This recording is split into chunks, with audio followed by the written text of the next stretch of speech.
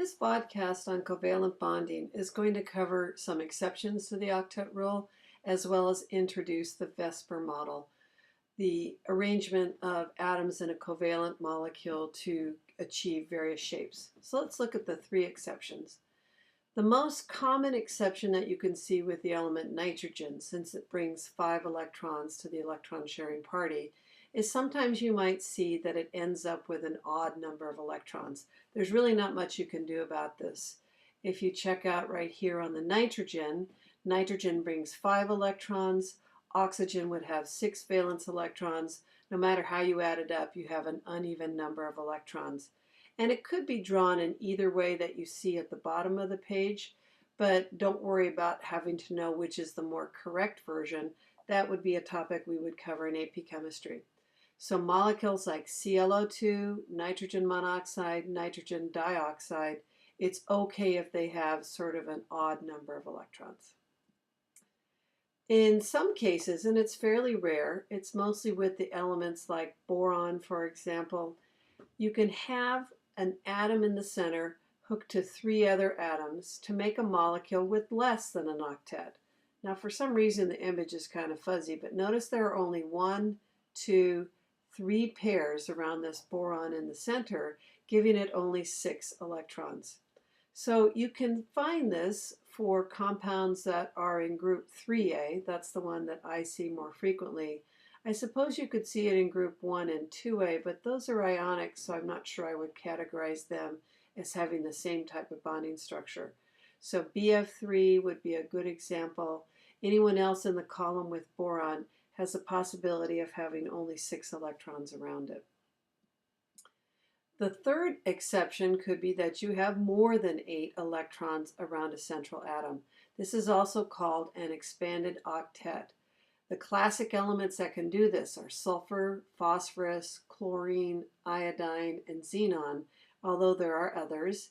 And essentially, they're big enough so that they actually have room to accommodate more than 8 electrons, more than 4 pairs. But this can only happen when you're at the end of the third period or third row in the periodic table and beyond. So let's look at some examples of that. The only way you can have PCl5 is to have 10 electrons around it with 1, 2, 3, 4, 5 bonds times 2 is 10 electrons. Phosphorus pentachloride is a legitimate exception. Again, it needs to be only with elements that have basically the room and the type of d orbitals that could participate in that type of bonding. I have to tell you though, news on the chemistry street, this has just happened in the last year, is that how we thought they might have bonded in a hybrid fashion actually may not be true, but we'll cover more on that when we discuss the section on hybridization. Here are some pictures of some exceptions to the octet rule. SF6, BRF5, xenon tetrafluoride.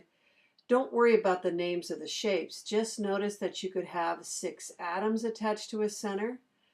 B stands for 5 atoms, but that purple cloud is an unshared electron pair. Or you could have 4 atoms attached to the center with 2 unshared pairs. All of these are examples of expanded octets. Now, shifting gears to the main focus of the vodcast, we're going to examine what the VSEPR model is, the valence shell electron pair repulsion model. Basically, it means that when atoms attach to each other in a molecule, they arrange themselves in such a way so that they try to minimize the repulsive forces of their electron clouds. And we will be teaching you 7 basic molecular geometries. There are actually many more. And we'll only be considering the shape of a molecule that's formed when you literally connect the dots between the atoms in the molecule. So, the way we start with this is to begin with a written formula, draw a Lewis structure, and we won't be learning electron domain geometries. What we're going to focus on is here. That's what we call the molecular geometry.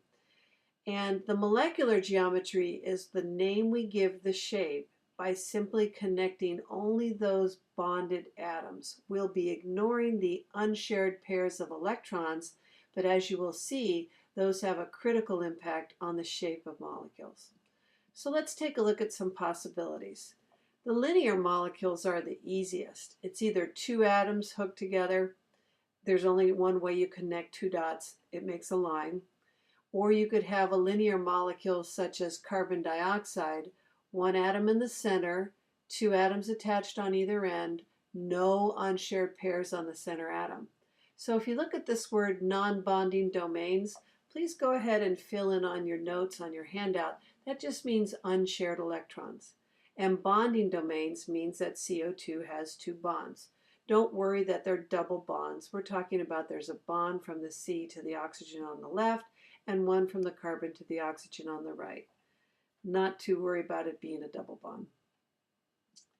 Now you notice there's another way though that you can hook two atoms to one in the center and have it not come out and be linear, but have it be bent. And the reason that that happens in the case of NO2, for example, is that, this is the nitrite ion, is that you have a electron cloud that's not bonded to another atom. And what it does is it repels the electrons in this bond and the electrons in that bond. So instead of being straight, it sort of pushes them down and away. That's also called angular. So angular or bent can occur when two atoms attach to the center molecule and there is an unshared pair or pairs of electrons on the central atom, which is indicated by atom A. Quick reminder, that's a polyatomic ion over here on the right. It has brackets around it and we show a -1 charge because it's picked up an extra electron. Once again, a polyatomic ion is made up of many different atoms, at least two or more, and they're bound covalently within the ion, but they've either gained or lost an electron to make them charged. Now there's one more way that you can attach two atoms to a central one. It still comes up with a bent shape, but now notice that the angle on water is bent even more acutely because it has two unshared pairs of electrons. So two atoms attached to a central with unshared pair or pairs makes the molecule bent. This diagram over here is sort of interesting. Get used to the wedge as being visualized as a bond coming out of the paper or the plane at you, and the dotted line is representing a molecule with an atom going back and away. It's just our attempt to try to show three-dimensionality as we draw on a flat piece of paper. So far we've had linear and we've had bent, and the bent molecules are same as linear with two attached to a central, except they have unshared pair or pairs of electrons. Okay, let's ratchet it up a little bit more. You can have three atoms hooked to one in the center, and if there are no unshared pairs of electrons, that thing comes out being flat. That's what planar means. Notice that the atom A in the center has no unshared pairs, and this would be an example, of a not an expanded octet, but a lack of 8 electrons on the center atom, and that's okay. We learned that it's possible for some elements like boron to just have 6 electrons around them. Since there is no unshared pair, when viewed from the side, that would be a flat molecule, and it gets its name trigonal, as you can see, because it has 3 atoms hooked to a central atom. Now, what makes the next molecule trigonal pyramidal is that this one has an unshared pair. Here is the unshared pair, and essentially it pushes down and away the bonded pairs of electrons that I'm highlighting now. On this try to show a three-dimensional molecule on a flat piece of paper, the bond here is in the plane of the paper. The wedge means that hydrogen's coming out at you, and the dotted line means that hydrogen is going back beyond the plane of the paper, or the screen in this case. So the addition of an unshared pair of electrons makes something that used to be flat like a little flat pyramid now. So 3 atoms hooked to one could be either trigonal planar or pyramidal. You know it's pyramidal if it has an unshared pair of electrons. Not sure why the image is so fuzzy on this slide, but here's what it should say. It should say 4 bonding domains with no unshared pairs of electrons, And the name of this that's pixelated out for some reason is tetrahedral. So there's only one way that you can have a shape that's tetrahedral, an atom in the center with 4 atoms emanating out from it. The molecular geometry tetrahedral gets its name from if you took pieces of paper or plywood and tried to cover all the sides of these shapes where the atoms are, not where electron clouds are, you would get a 4-sided molecule. Now we're going to start moving into expanded octets as we learned previously. And so we call the molecule that has 5 atoms hooked to a central one trigonal bipyramidal. Now the trigonal part I hope you can see. We've got a little triangular kind of thing going there. But what the bipyramidal means is that if you were again going to enclose this molecule in sheets of paper, you would get a geometrical solid that had a 3-sided pyramid on the top and then base to base another 3-sided pyramid on the bottom.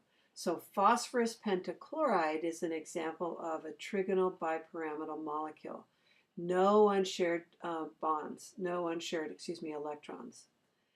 And finally, you can have 6 atoms hooked to a central, causing it to have 8 sides were you to enclose this as a solid, and that's where the name octahedral comes from. So sulfur hexafluoride is an example of that.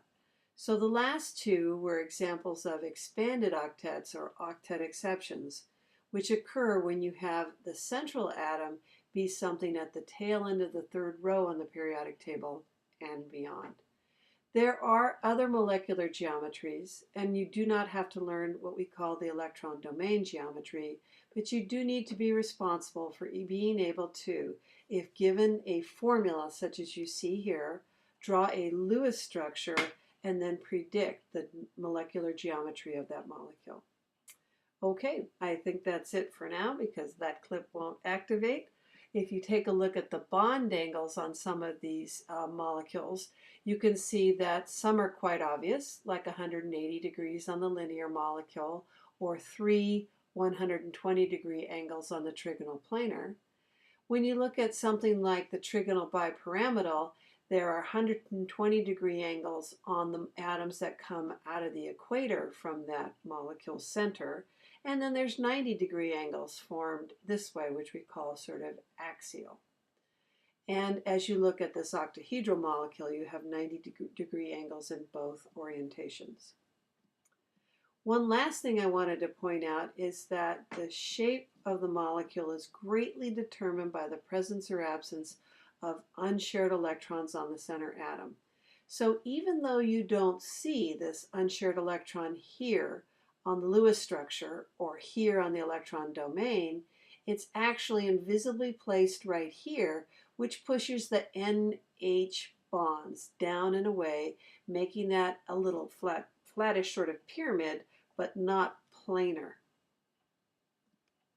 When you look at the impact of unshared electron pairs, let's take a look at the difference between if you had had just an atom at the top versus 1 or 2 pairs of electrons.